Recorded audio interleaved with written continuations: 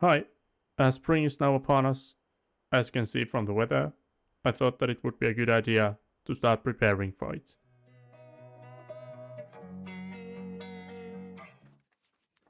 We've been needing a tray to carry things from our house to the summer kitchen, so I thought that on this video I would build one.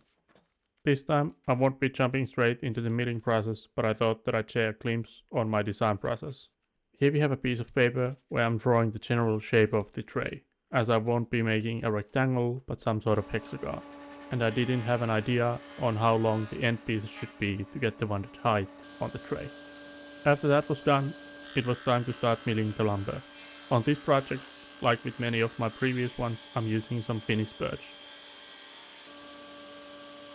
After milling all the boards, I did another rip cut to get the final size to determine how tall the edges on the tray would be.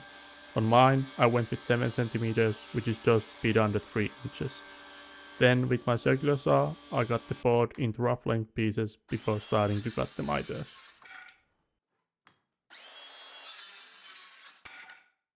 As the shape is not a rectangle, the angle of the cut can't be at 45 degrees, but the blade has to be offset by 22.5 degrees to get the wanted shape. So after setting the blade, I started by cutting one end of the pieces to the right angle before cutting the other side with a stop block to ensure that all the pieces were correct size.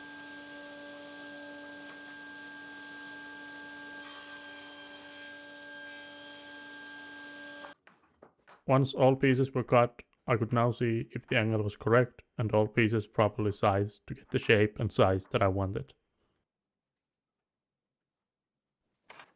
Next, I need to make a groove for the bottom panel, as I don't just want to glue it to the bottom. I will be cutting a groove 1 cm from the bottom into all pieces to fit a 6 mm or 1/4 of an inch thick plywood panel. First, I just had to remove my riving knife, as my knife sits a bit higher than the blade. I used a scrap piece to ensure that I got a good tight fit on the groove.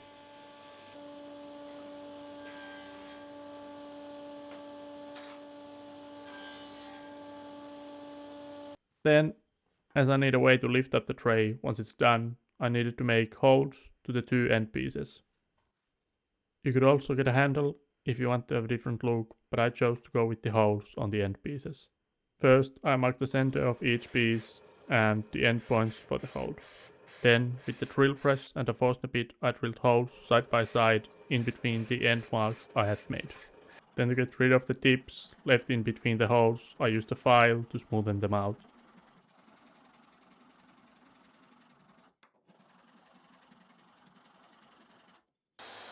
To make the handle nicer, well, for the hands, I used a router with a round over bit to round over both sides of the hole.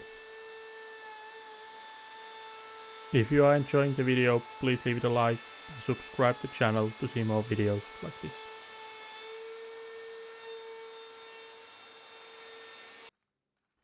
Now we could finally get to everyone's favorite part in woodworking projects.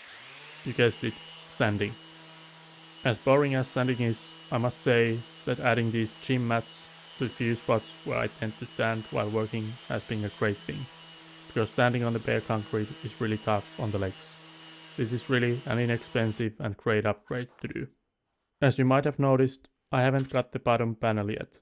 As the shape of that is also a bit tricky, I thought the easiest way to do that would be to assemble the tray with some blue tape and then trace the shape directly onto the plywood. Then adding another line 1 cm from the original line to count for the depth of the groove, before cutting the piece out of with the circular saw. You could just as easily do this with a jigsaw, but I thought that I would get good straight lines with the circular saw.